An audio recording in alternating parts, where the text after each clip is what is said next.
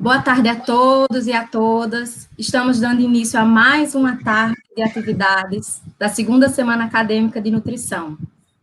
Eu sou a professora Camila Rocha e hoje, juntamente com a acadêmica Clarissa de Castella, estarei moderando as atividades. Então, em nome de toda a comissão organizadora da segunda semana acadêmica de nutrição, composta pelo Centro Acadêmico, Atlética, coordenação do curso, pela professora Suelen e demais docentes e discentes do curso, gostaríamos de desejar boas-vindas a todos vocês. Então, aos ouvintes, a participação na palestra será confirmada por meio do preenchimento do formulário do Google Forms, e o link será disponibilizado no chat. Então, o formulário ficará aberto até 20 minutos após o término da palestra, né? Então, portanto, fiquem atentos ao tempo.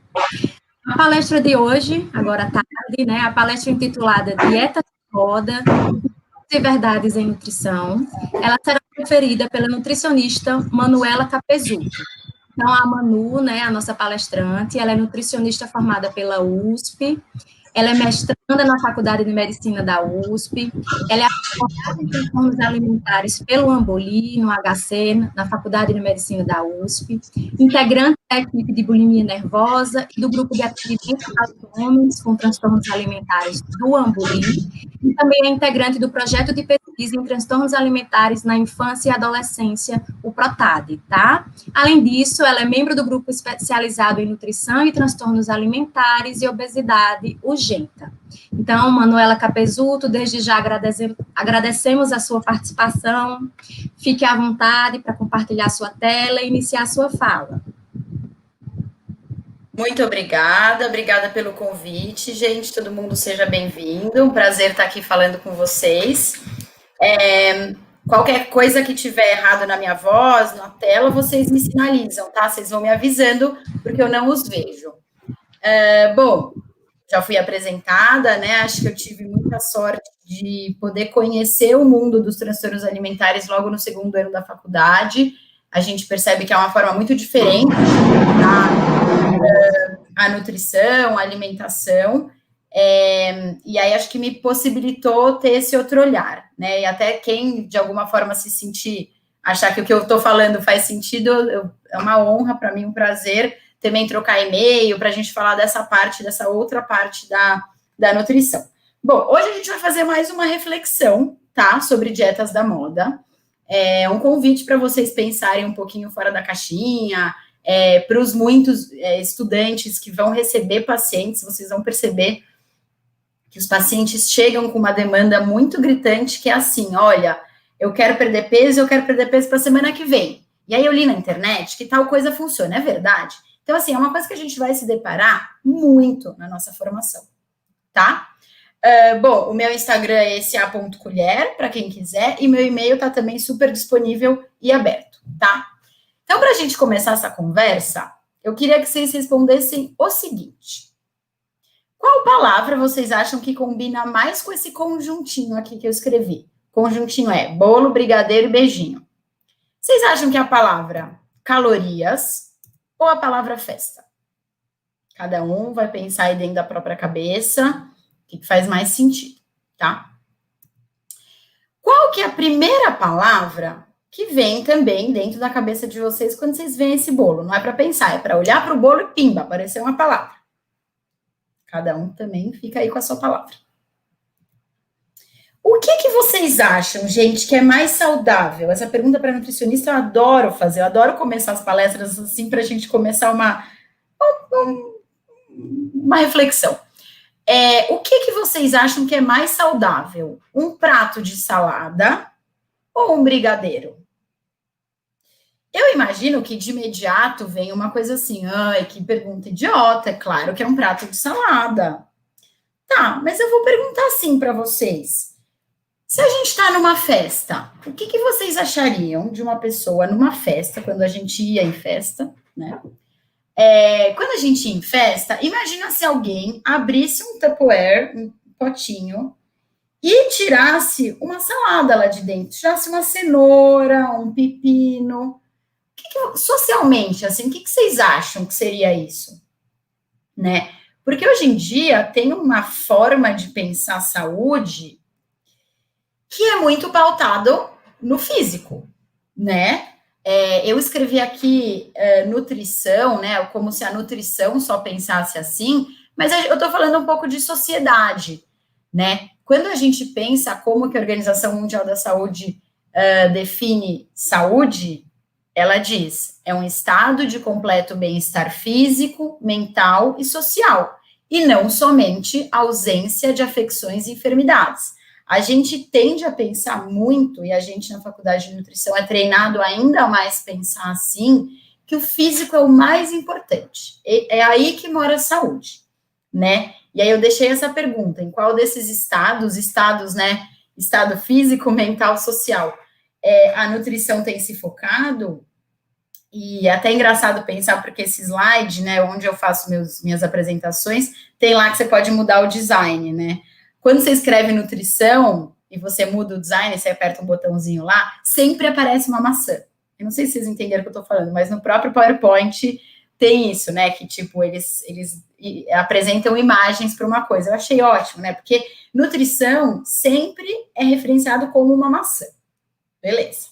Então, começamos a nossa reflexão. Então, vamos falar agora do nosso tema, né? Que são as dietas da moda. Então, a definição de dieta da moda é o seguinte: são padrões de comportamento alimentar não usuais, adotados entusiasticamente por seus seguidores. Eu acho boa essa palavra, né, entusiasticamente, porque vocês já devem ter se deparado com pessoas que, por exemplo, eu vou começar uma dieta, vou começar a dieta da lua. Você já ouviu falar? E aí conta de um jeito assim, entusiasmada, muito, muito ferrenha, sabe assim, muito animada com aquilo, com muita esperança, vamos dizer assim, e muito defensora, né? Por exemplo, o jejum intermitente é um que a gente também encontra as pessoas muito, muito defensora dessas práticas, tá? Podem ser chamadas assim porque são práticas alimentares populares e temporárias. Essa palavra é importante que fique na cabeça de vocês. Que promovem resultados rápidos e atraentes, mas carecem de fundamento científico. Já vou adiantar. Dieta da moda funciona, gente. Por 2 dias, 3 dias. Mas funciona. É um fato, né? Então, e a nossa sociedade, ela se atrai muito por coisas rápidas, e pontuais, né? É aquela coisa assim, eu tô te procurando porque eu quero perder 5 quilos em uma semana, porque daqui a 2 é a formatura da minha filha. Bom, mas, nossa, é muito rápido, né? Então, agrada muito as pessoas, tá?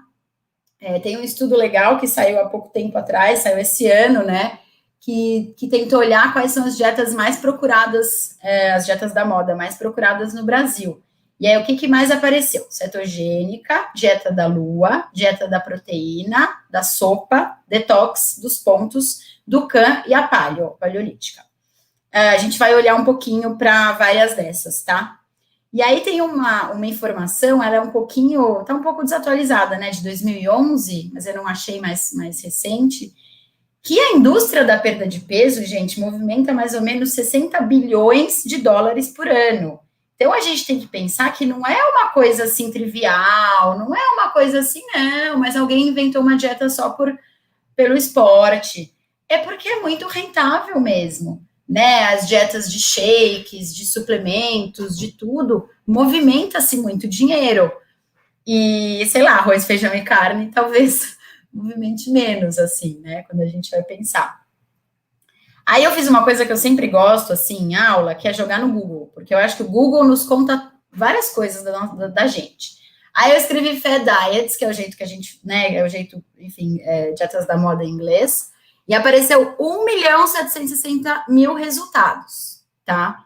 Já na base de dados PubMed, né, que é a nossa mais importante, é óbvio que vai aparecer menos, né, não estou esperando que apareça a mesma coisa aqui no Google, claro, mas apareceram 80, né, e várias, nessa busca, né, vários desses artigos, desses papers eu usei aqui nessa apresentação, mas é só para contar como é muito popular, né, aí eu pus em português, né, dietas da moda, aqui no nosso Google brasileiro, também aparece muito resultado, né?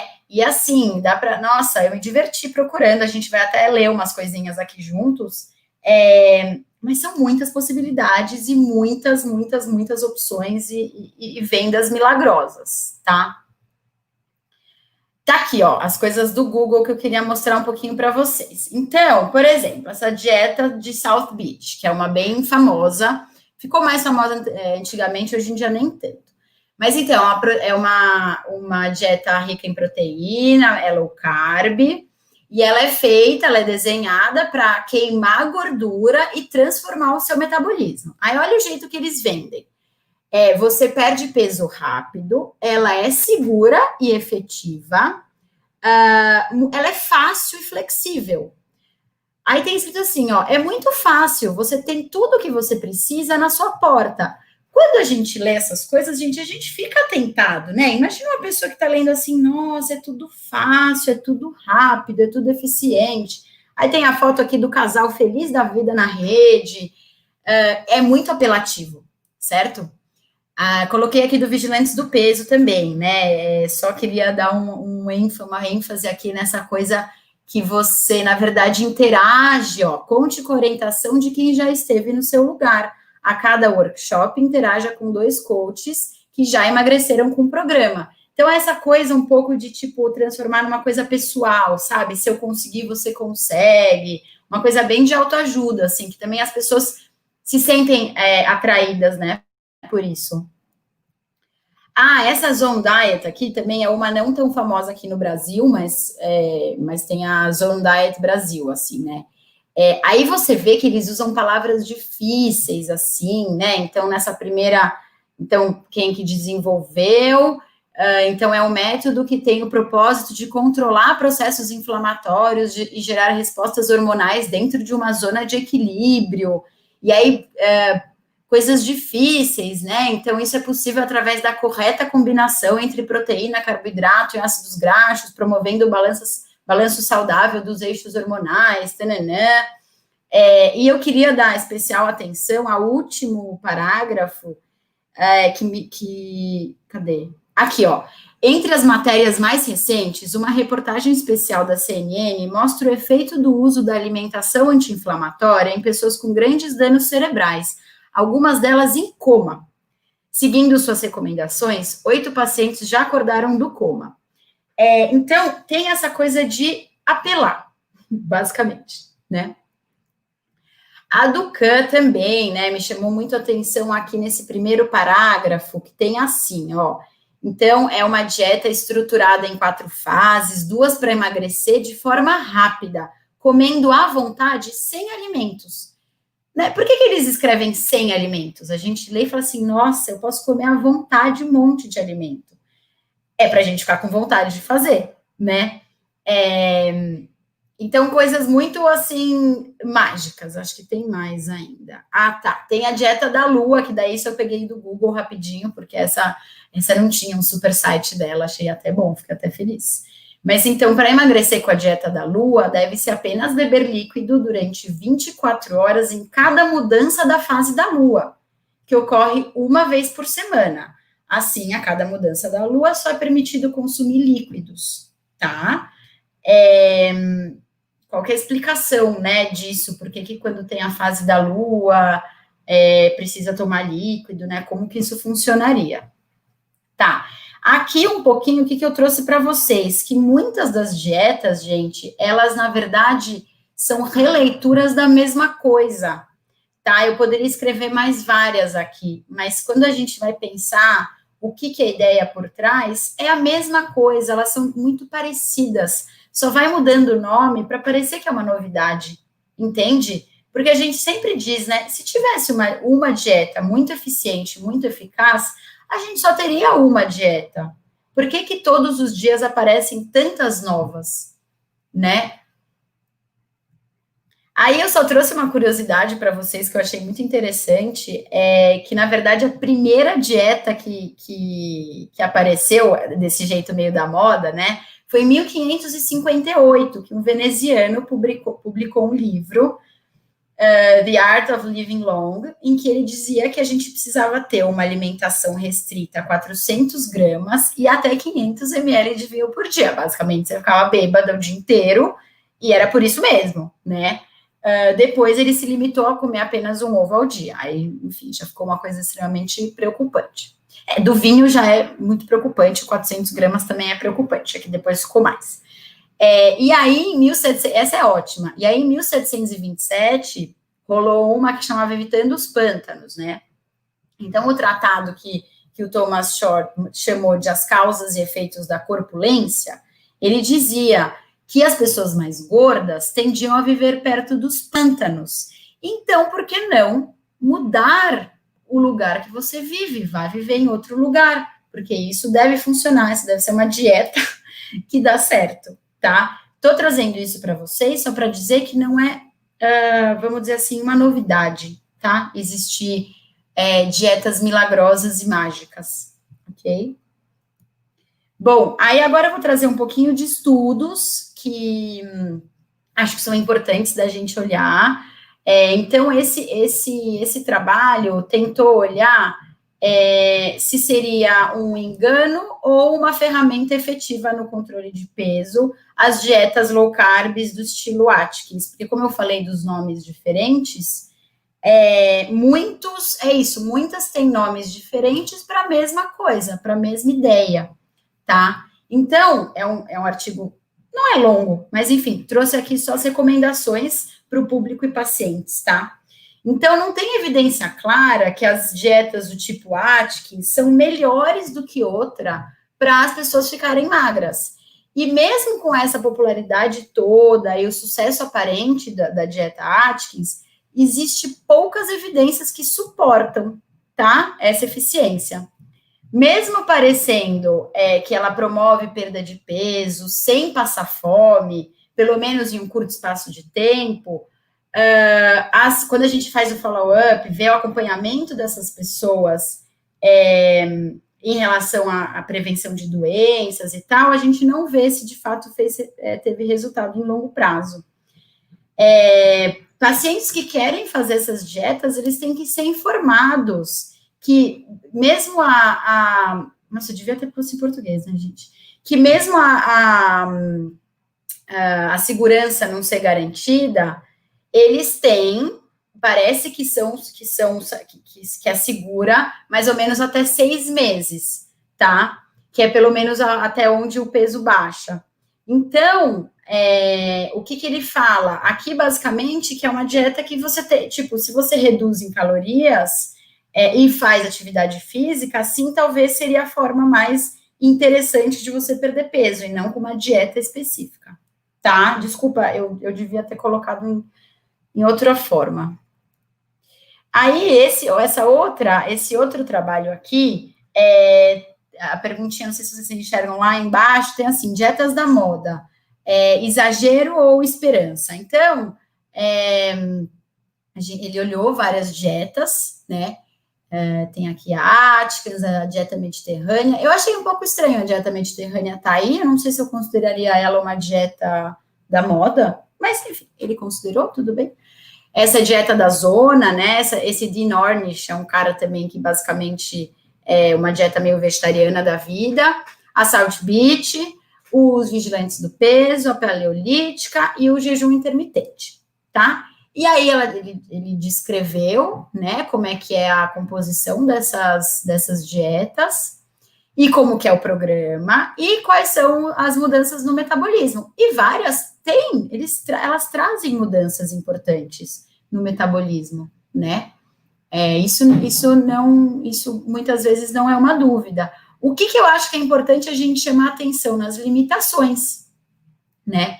Muitas podem apresentar problemas, por exemplo, consumo extremo de proteína, questões renais e tal, questões de saúde mesmo, mas o que eu quero chamar atenção aqui é onde eu pus a flecha, que é a baixa adesão, tá? Esse poor compliance aí é do tipo, tá, pode ser que seja maravilhosa e pode ser que tenha estudos em ratos que mostrem que os ratinhos de fato melhoraram muito, porque isso acontece, né, gente? A gente lê muito artigo do ratinho lá no laboratório, que aí começou uma dieta X e perdeu peso, melhorou o perfil lipídico, perfil metabólico e tal. Beleza, mas quando a gente vai pensar nesse ratinho, ele vive num ambiente extremamente controlado, tudo que a gente não vive, né? Então, assim, até o ar que o ratinho respira é controlado, sabe assim? Quantidade de água, quando vai pôr comida, não vai pôr. Os humanos, é muito difícil a gente viver num ambiente tão controlado assim, né? A gente viver numa bolha. Então, tem uma parte importante aqui dessas dietas foram colocadas como baixa adesão, ou limitadas a longo prazo, ou reganho de peso, né? A conclusão do trabalho, então, aqui eu coloquei melhor, né? Há uma dificuldade em recomendar uma das dietas específicas pelos estudos limitados e pouco tempo de seguimento.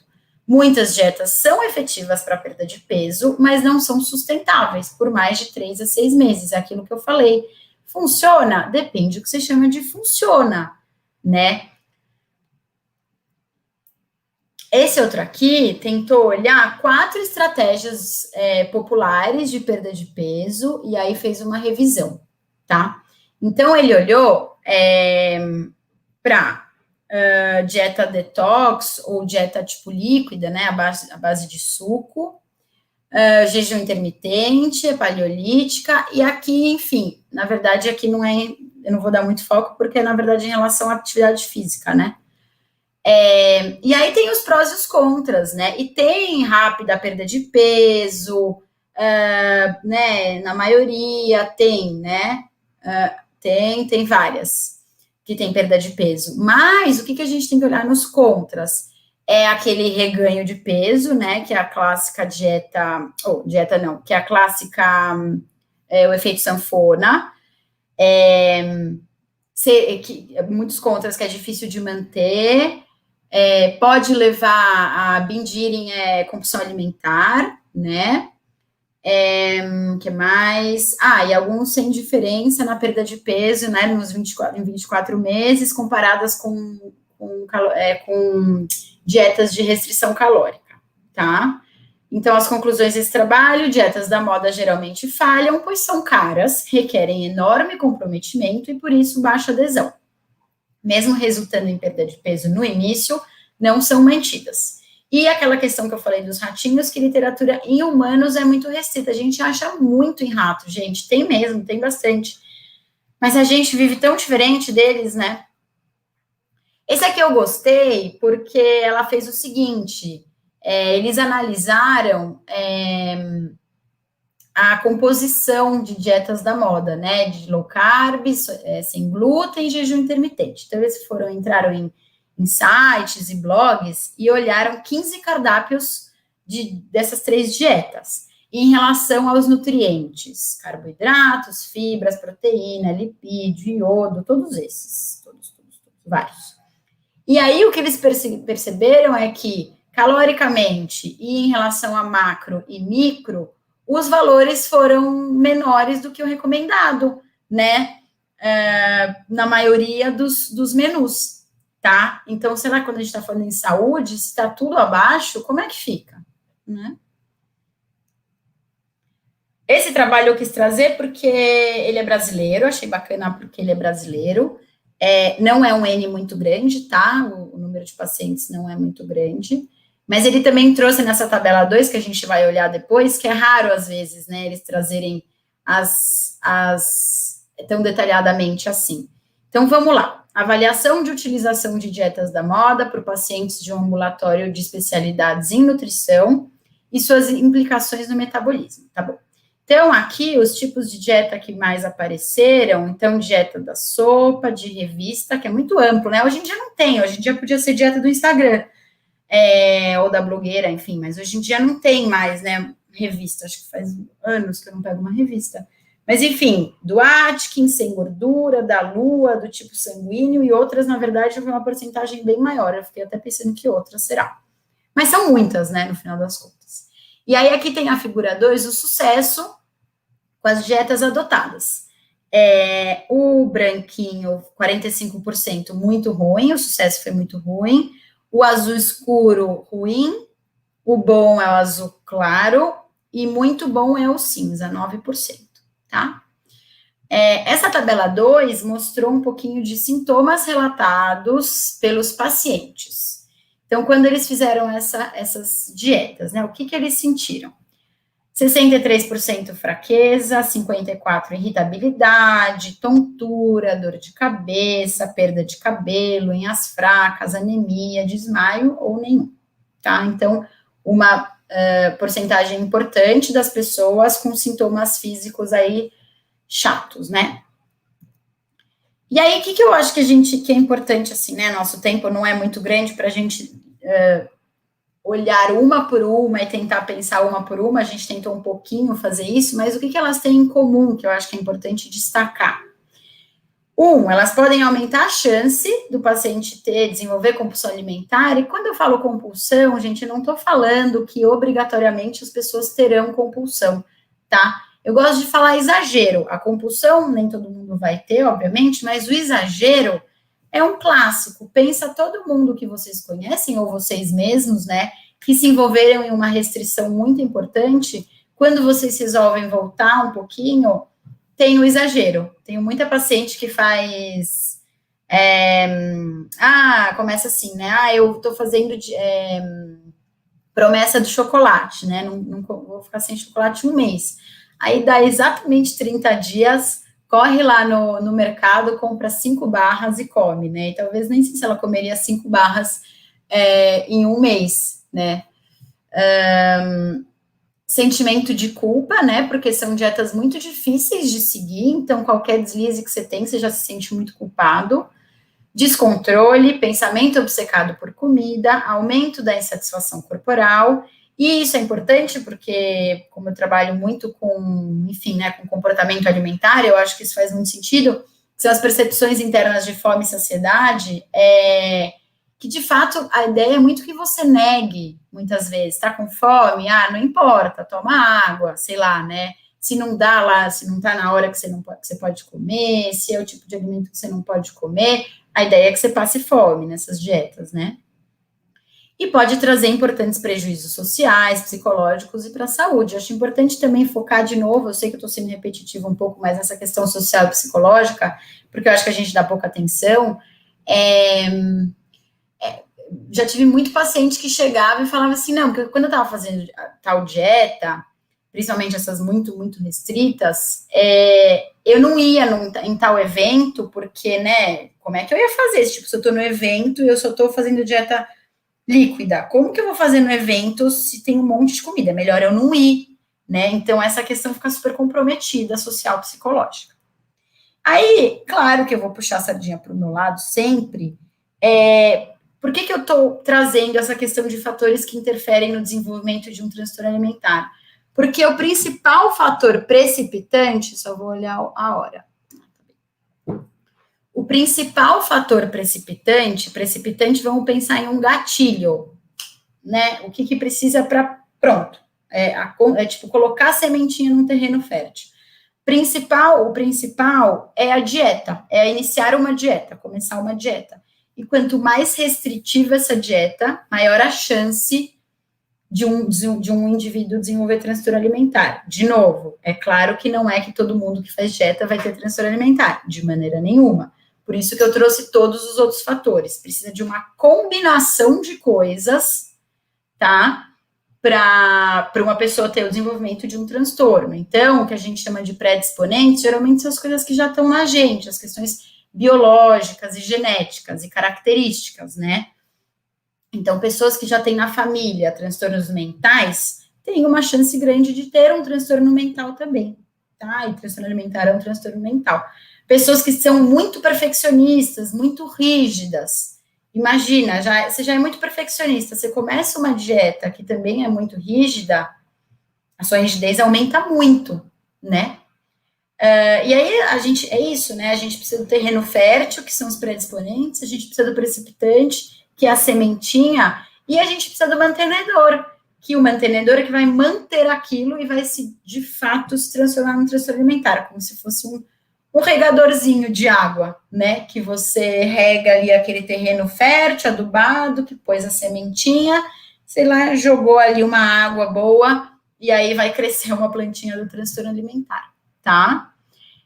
Trouxe só um pouquinho isso aqui também para a gente pensar, de novo, né? A questão que eu queria especificar aqui, a gente não precisa se focar muito nisso, mas são os fatores de risco em relação aos biológicos e aos psicológicos, né? E como que as dietas da moda teriam a ver com isso? Por que você está falando disso? Porque ter um histórico de dietas ou outro tipo de controle de peso está associado ao desenvolvimento de compulsão alimentar. Então, de novo, gente, essas dietas da moda, elas são muito restritivas, geralmente, são muito difíceis, né? E mesmo as pessoas geralmente falam assim, ai, mas eu só vou fazer um pouquinho. É muito comum, né, paciente chegar no consultório e falar assim, eu vou fazer só uma semana. Então, mas, ok, mas ele precisa entender que o risco de dar muito errado é muito grande, porque, de fato, nesses 7 dias, talvez ele seque um pouquinho, desinche um pouquinho, mas e se acontecer de depois desses 7 dias, que ele só fica tomando líquido, por exemplo, ele desenvolver uma compulsão alimentar e ter ganho de peso, né? Isso é importante ser falado para o paciente, tá? Em relação a questões psicológicas, eu destaquei aqui a insatisfação com a imagem corporal, porque também, quando uma dieta é muito pautada só na questão de imagem corporal e não de saúde, né? É isso, a gente sabe, né? O que tem de saúde em você só tomar sopa? Eu acho que, né, a gente que estuda, enfim, nutricionistas que estudam, vão dizer, não tem nada de saudável, a gente precisa de outras coisas, né? Comportamento inflexível eu poderia também destacar aqui, no sentido disso de ser muito rígido, né?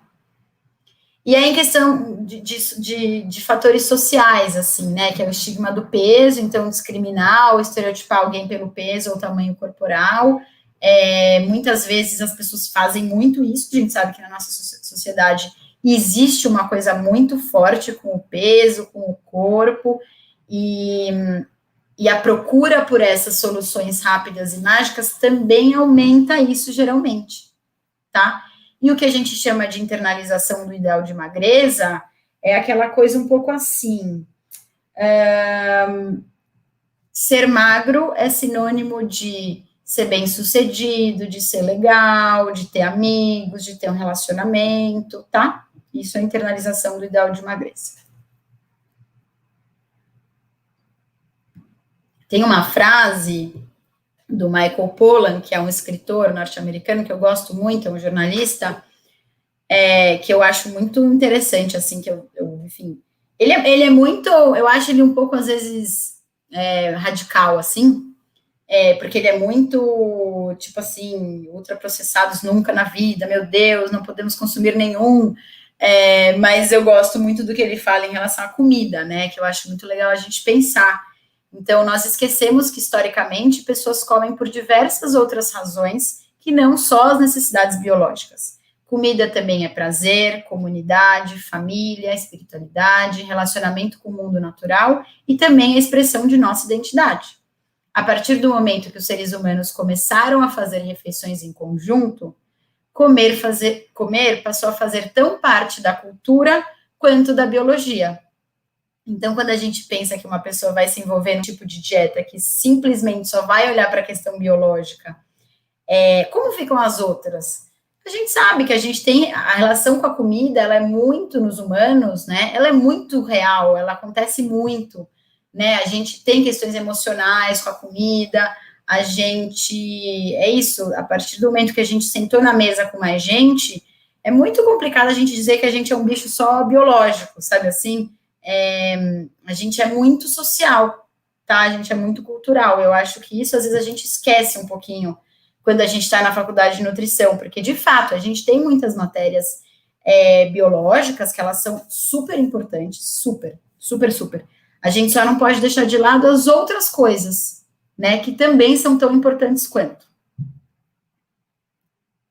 E aí, eu gosto muito do guia, né, do guia alimentar do Ministério da Saúde, porque quando a gente pensa nele, nossa, são comidinhas tão simples, né, assim, tipo, tão básicas, arroz, feijão, carne, salada, sabe assim, e tão maravilhosas, né? E muitas vezes eu queria falar assim para vocês que vão começar consultório, vão começar a clinicar, às vezes as pessoas acham estranho assim, nossa, mas é isso que eu tenho que comer? Você está falando que, tipo, comer arroz, feijão, frango, cuscuz, ovo, banana, pão, é isso só? Você não vai me dar alguma coisa, algum alimento que vai ajudar a secar, que vai acelerar meu metabolismo? As pessoas pedem isso. Eu concordo que é difícil, porque as pessoas pedem.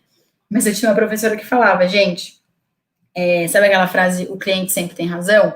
Na saúde isso não funciona, tá? Não caiam nessa de que o cliente, o paciente sempre tem razão, no sentido de ele precisa entender que existem riscos associados a fazer essas coisas, né? E que existe muito pouca comprovação científica e bastante comprovação de que comer comida de panela, comida de verdade, isso está associado a melhor saúde, controle de peso, né?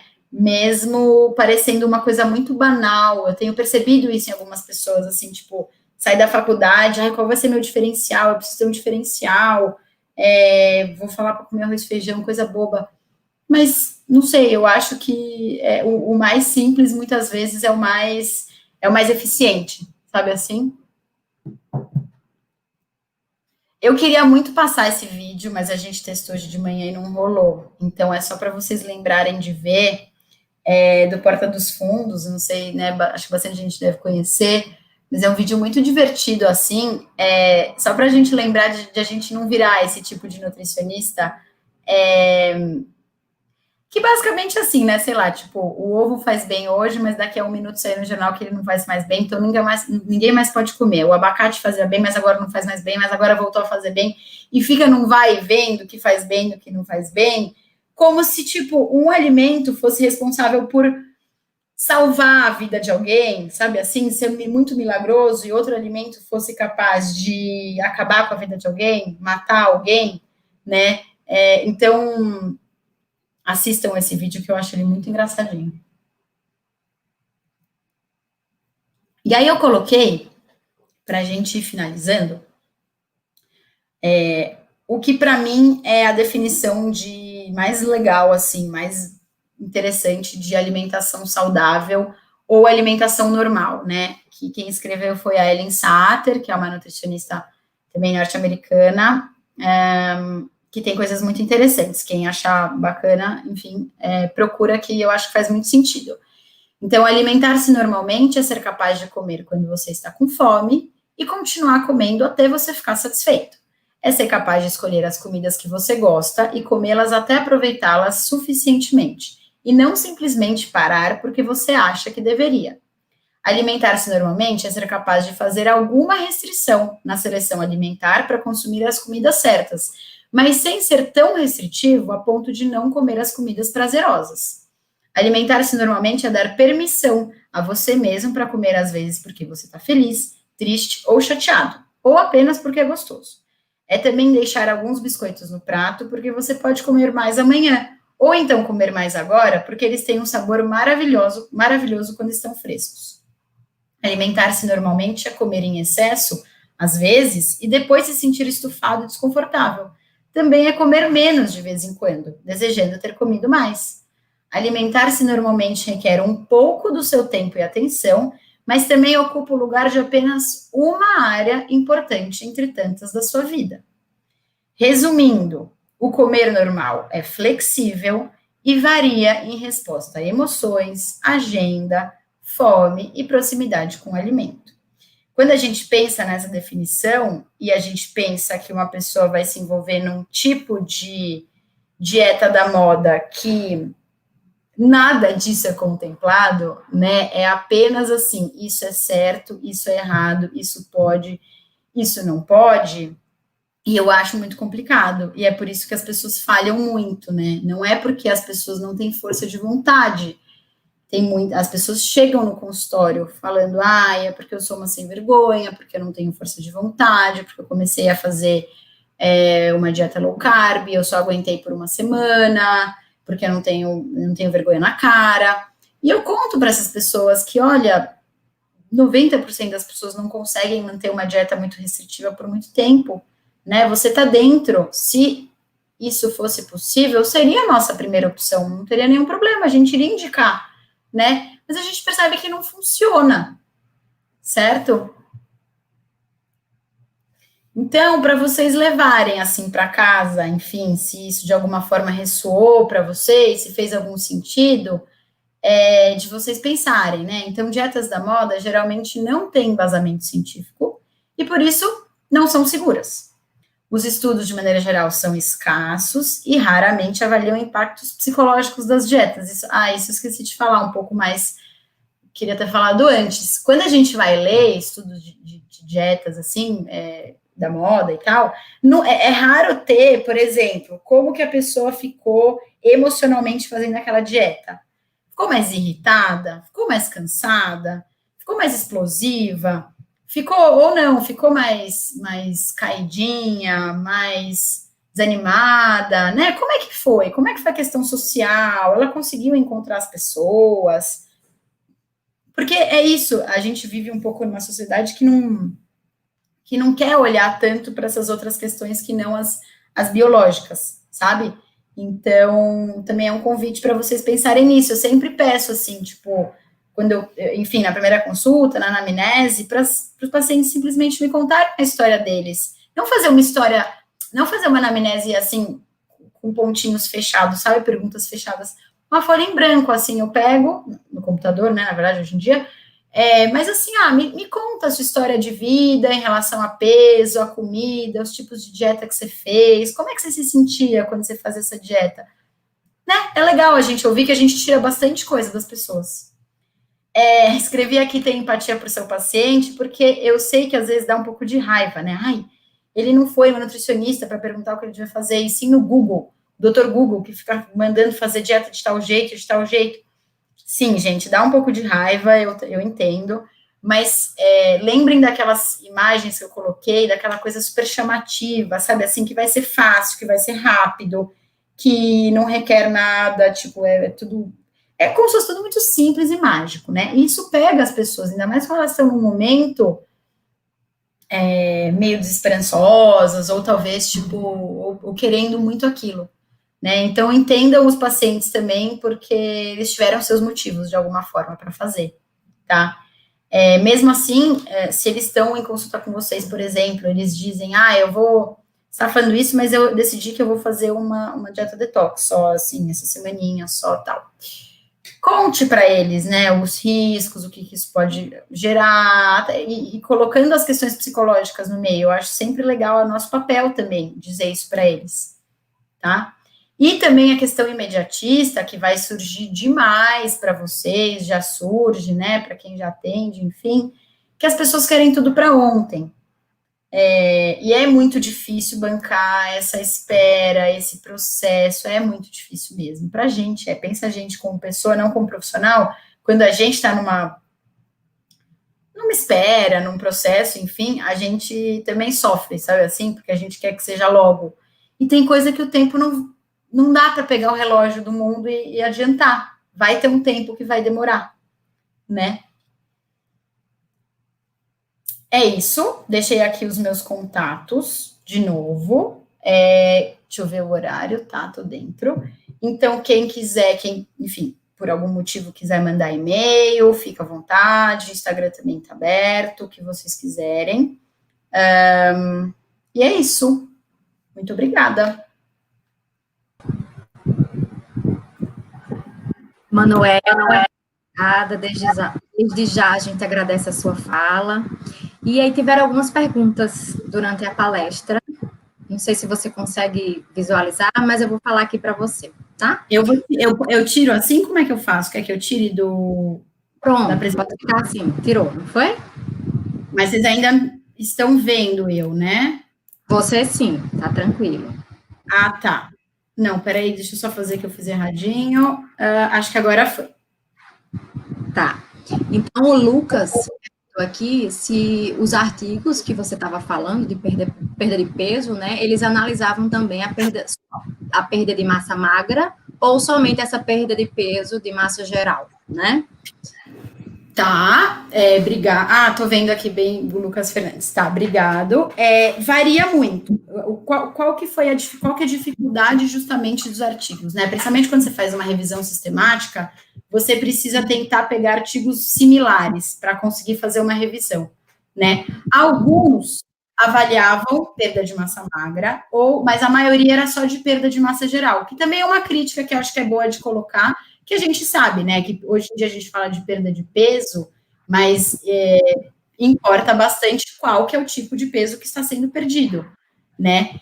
De maneira geral, quando uma pessoa perde peso muito rápido, a gente sabe que o que ela mais perde é água e músculo, né, quando é muito rápido. Então, acho que isso também é importante. Tá. E aí ele até afirma aqui, mas todo mundo que obteve transtorno alimentar fez uma dieta, né? Eu acho que foi uma afirmação da sua fala, né? Quando você colocou que não é todo mundo que faz dieta que vai ter um transtorno alimentar, mas todo mundo que tem um transtorno alimentar, ele fez uma dieta em algum momento aí dessa vida, né? Ou até mesmo gatilho. Eu acho que ele quis só afirmar. O André pergunta se todos estão aptos, então. Então, acho que ele pergunta aqui se todas as pessoas estão aptas a ter transtornos alimentares e se o estresse diário seria uma das causas. Entendi. André, eu diria que assim, ó, a gente, não sei se todo mundo está apto, mas todo mundo tem essa possibilidade, sim, como qualquer outro transtorno mental, no sentido de a gente precisa de um conjunto de fatores para dizer uma pessoa vai ter um transtorno alimentar ou não, né? A gente fala que é multifatorial. Então, assim, o estresse diário é muito difícil ser um dos fatores, mas a gente pode, por exemplo, que a gente observa muito é um trauma. Então, infelizmente, no transtorno alimentar, por exemplo, abuso sexual é muito comum, né? E aí a gente percebe que o gatilho para o desenvolvimento do transtorno alimentar foi o abuso, né? Então, fiquem calmos com essa minha fala, que todo mundo pode ter, não fiquem desesperados, mas lembrem que precisa de um conjunto de coisas, é multifatorial, precisa de um monte de coisas para uma pessoa desenvolver um transtorno alimentar. Vou dar só para fechar, por exemplo, tem gente que fala assim, a culpa é da mãe, que aquela menina está com transtorno alimentar, muito comum, né, a gente ouvir isso. Não tem culpa de ninguém. Isso é muito ruim a gente falar que a culpa é de alguém ou de alguma coisa, tá? Pode ser que a mãe, o pai, a família tenham influenciado no desenvolvimento ou na manutenção do transtorno alimentar, tá? Mas a culpa a gente nunca diz. Isso. Até porque achar esse culpado, né, Manu, não vai trazer uma cura, uma ajuda no tratamento, né? Vai piorar cada vez mais essa relação desse paciente com essa família. Mas a gente entende que sim, existem essas influências familiares, mas que a gente não dê um culpado para isso, né? Até porque, só para finalizar, as famílias quando elas procuram a gente, elas já chegam tão culpadas, né? Então, assim, sei lá, minha filha pesando 35 quilos, e como que eu deixei isso acontecer? E não ajuda a gente, né? Não ajuda nem no tratamento, nem nessa relação familiar, alguém apontar o dedo e falar assim, é verdade, tá vendo o que você fez, né? Às vezes acontece muito assim, como você falou, é um abuso sexual, é uma separação dos pais, e aí essa família já vem tão com essa culpa, né, do que já aconteceu, e aí a gente diz, foi por isso, a causa é isso. Acho que não vai trazer nada positivo, né? Não. E é melhor que a gente não culpe nada. Mas aí é isso mesmo, né, a resposta. Você respondeu super bem. Tem mais alguma dúvida? Acho que foi só isso. Então, da comissão organizadora da segunda semana acadêmica de nutrição, agradecemos mais uma vez pela sua disponibilidade de estar conosco em nossa semana e nos colocamos à disposição para próximas parcerias, tá? Então, eu gostaria... Obrigada. Pode falar. Não, eu queria agradecer foi uma honra, um prazer, adorei que vocês fazem esse esquema das meninas fazendo ao mesmo tempo, né, para todo mundo conseguir assistir e tal, muito legal, vocês estão super de parabéns. Obrigada. E gostaria também de agradecer, né, aos nossos intérpretes, a Bruna Larissa e a Sônia Maria, por estarem participando juntos a nós nesse evento. E lembro para vocês que às 15h30 teremos a próxima palestra, né, sobre microbiota intestinal com o professor Murilo Dátilo. E, por fim, participantes, não se esqueçam de preencher o formulário do Google Forms. Tá? E um grande abraço a todos e até a próxima.